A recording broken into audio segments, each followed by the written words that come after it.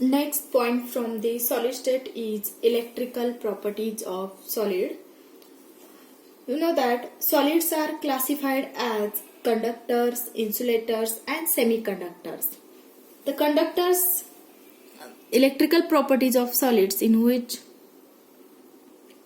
solids are classified as conductors, insulators and semiconductor. The first one is conductor.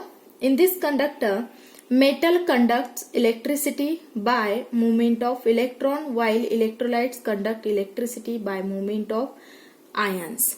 In this conductor, what happen? Electricity conduct due to the movement of the electron. Metal can conduct the electricity due to the movement of electron. Metal can conduct the electricity due to the movement of electron in metal, while electrolyte conduct electricity due to the movement of the ions, like electrolytes. That means what? समजा NaCl असेल, for example I can take here NaCl. There are two poles, plus and minus here, two ions here, plus and minus ion, and if movement of cations or anions takes place at that time, electricity can conduct there. You must remember, metal conducts electricity due to the movement of electron, and electrolytes conduct electricity by movement of ions. Solid having electrical conductivity in range of electrical conductivity range of 10 raised to 4 to 10 raised to 7 ohm inverse meter inverse. Then second, insulators. Solids having low electrical conductivity. That types of solids have low conductivity, and its conductivity range is electrical conductivity in the range of 10 raised to minus 20 to 10 raised to minus 10 ohm inverse meter inverse are called insulator. Most of the non-metals are insulators. Conductors, all metals are conductors, non-metals are insulator. And third is semiconductors. Solids having electrical conductivity in the range of 10 raised to minus 6 to 10 raised to 4 are semiconductor. These range in intermediate between the conductors and insulator. This range is intermediate between the conductors and insulators. So metalloids like silicon, germanium are semiconductor. That means it can show both the metallic as well as non-metallic properties. Okay, then come to the next point from this lesson is band theory. What is the band theory? Band theory, on the basis of, I just explain with the help of one example. I can take example of magnesium metal. Its atomic number is 12. Its electronic configuration is 1s2, 2s2, 2p6, 3s2. Okay. In this case, this valence electronic configuration for this magnesium metal is 3s. Magnesium metal is 3s, and this is a valential electronic configuration, and this is called as a valence band. And next, empty orbital, it is 3p. After the 3s, it is called as a conduction band. Okay. So what happened in this case? You know that for the metal, this is your conduction band is 3p, and this is your valence band is 3s. In 3s contain 2 electron, and in 3p contain 0 electrons. And next orbital is your 2p, 2s, and 1s is the lowest energy level, 1s2, then 2s2 and 2p2. This is your energy levels, like that. Okay, this is also 1s2. This energy level is 1s2.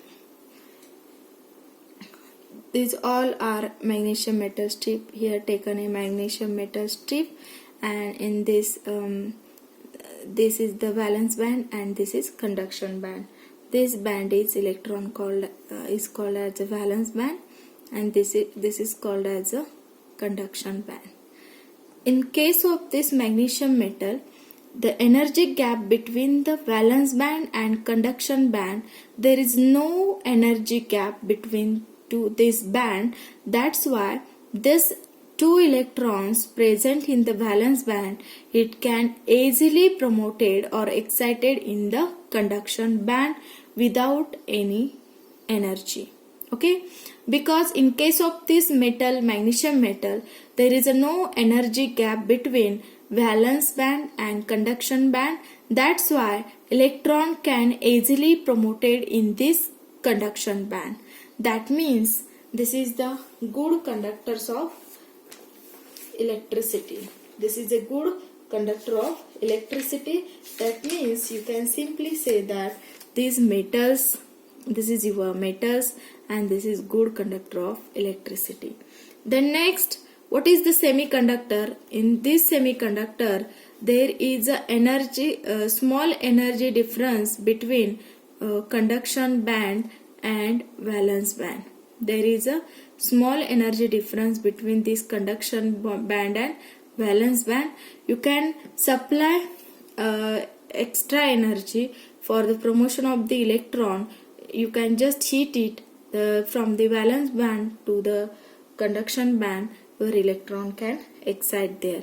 There is a very small energy difference between this valence band and conduction band. I can show here. This is the very small difference between, and you can supply some energy. Your electron can promote from the valence band to the conduction band. That's why it is called as a semiconductors. All those metalloids shows semiconductor property. The next one is insulator. At the insulator, when your element can show insulator property, when the energy gap between valence band and conduction band is higher energy gap between both the energy level. At that time, no more energy required to electron promote from this valence bond to conduction bond. It is not possible your electron promote from valence band to the conduction band because there is a large energy difference between them. Okay, in the band theory we will discuss some points here. Which point we will discuss here? Electrical conductivity of solid, metals, non-metals and metalloid are explained in terms of band theory. What? Band theory, in this band theory, electrical conductivity of solid like metals, non-metals or metalloids can explain here in terms of band theory. There are conduction band and valence band. I already discussed here. I have taken here one example of the magnesium metal already, which are this is 12. Its electronic configuration is 1s2, 2s2, 2p6, 3s2. This is the outermost shell.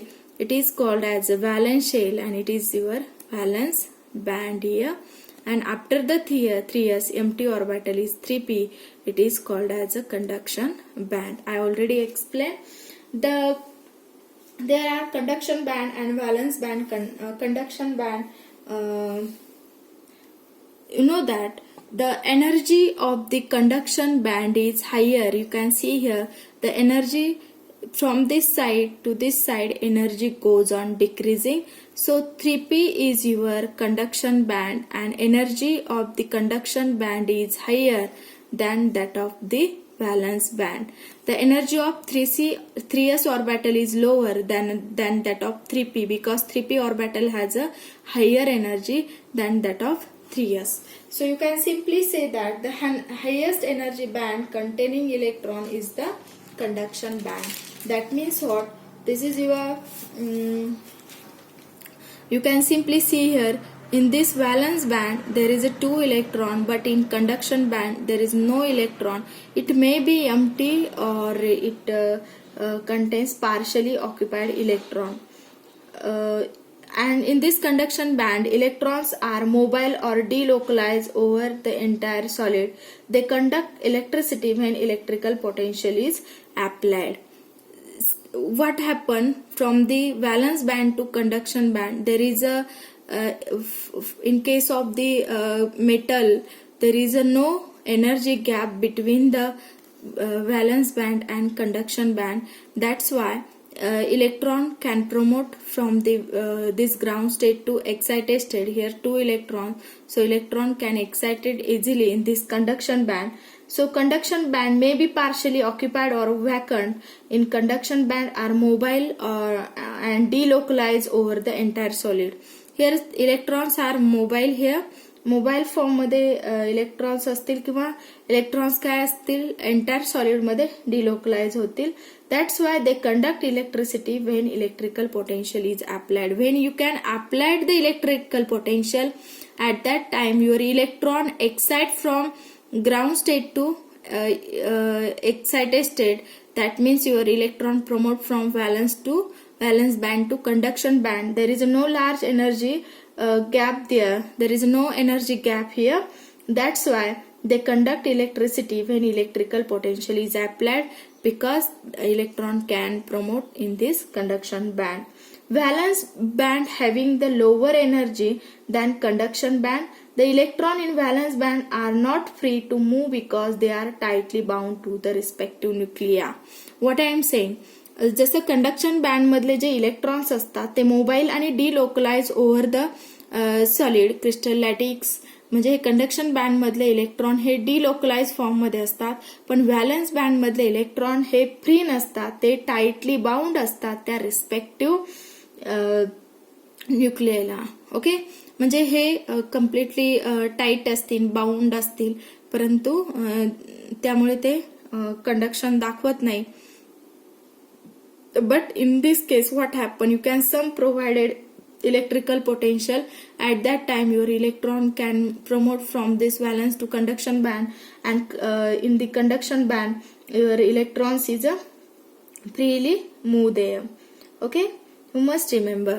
And the energy gap between this valence band and this is your conduction band has a higher energy level, and this is your valence band, it is lower energy. The energy gap between these two conduction band and valence band, it is called as a forbidden. What call it? It is called as a forbidden. It is called as a forbidden zone. The energy gap between these two bands there, it is called as a forbidden zone.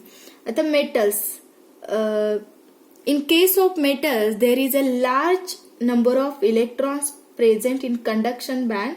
Hence, metals are good conductor of electricity.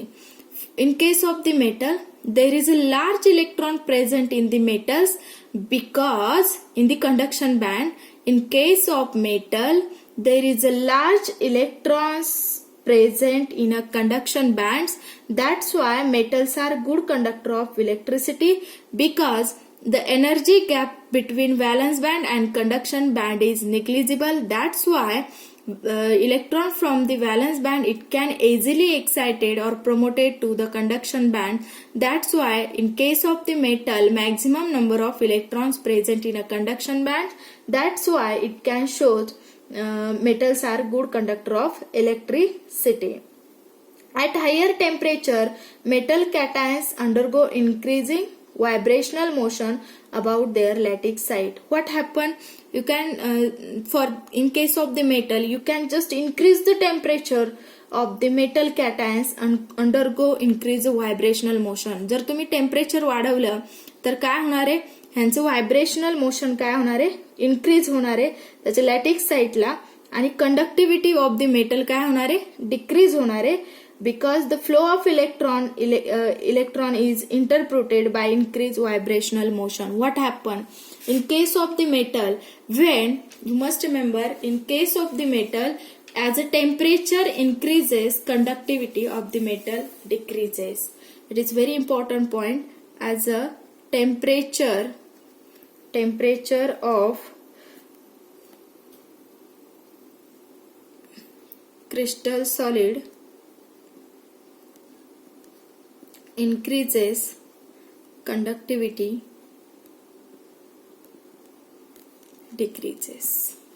What is the reason? At higher temperature metal cations जे असतील at higher temperature J metal cations असतील तर आता valence band मधनं conduction band मध्ये electrons गेलेले आहेत तर म्हणजे प्रमोट होतात इझिली कारण तिथला जो एनर्जी गॅप असतो तो एनर्जी गॅप कसा असतो very smaller energy gap between the conduction band and the valence band. You know that this is your valence band,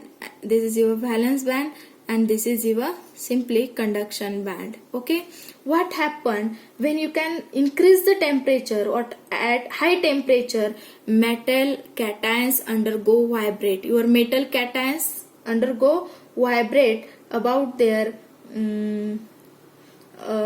lattice side. Conductivity of metal decreases. The conductivity of the metal decreases because electrons can just vibrate here at high temperature. It not the flow of electron is interrupted by increased vibrational motion. Electron cannot be flow at the vibrational motion. That's why at high temperature the vibration of the cation increases and the conductivity of the crystal lattice decreases because at the high temperature metal cations undergo increased vibrational motion about their lattice side. Conductivity of metal decreases with increasing temperature. Conductivity decreases with increasing temperature because the flow of electron is interrupted by increasing vibrational motion. There is no flow of electron takes place at the vibrational motion or excitation takes place at the vibrational motion. Then next point we'll discuss here insulator. The valence band is completely filled with electron and the conduction band is empty. In this case what happened? The next video will discuss the in previous point I already told you insulators, that means what. Now metals are good conductors of electricity because the maximum number of electrons present in a conduction band. But in case of insulator what happened, the valence band is completely filled with electron and conduction band contains less number of electron or it is totally empty. Next point of the band theory is insulators. In this case what happened, this is your conduction band and this is your valence band. This is your valence band, this is conduction band and this is your valence band. In case of insulator, forbidden zone is, this is called energy gap between valence band and conduction band. It is called as a forbidden zone. In the case of the insulator, the valence band is completely filled with electron. This band is completely filled with electrons. The conduction band is empty. Okay.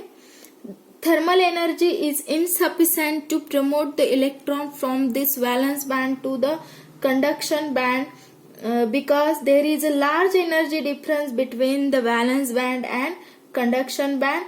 The conduction band remains vacant. The material is insulator. You must remember what happened in the case of insulator. Those non-metals are insulators because what happened in the case of insulator or non-metals, conduction band is totally empty and valence band is fulfilled, and the energy gap between this valence band and conduction band is maximum. The energy gap, this energy gap is called as a forbidden zone, and there is an insufficient thermal energy promoted electron from the valence band to the conduction band. That's why the conduction band remains vacant and the material is insulated. Okay. Then next point we will discuss here semiconductor in next video.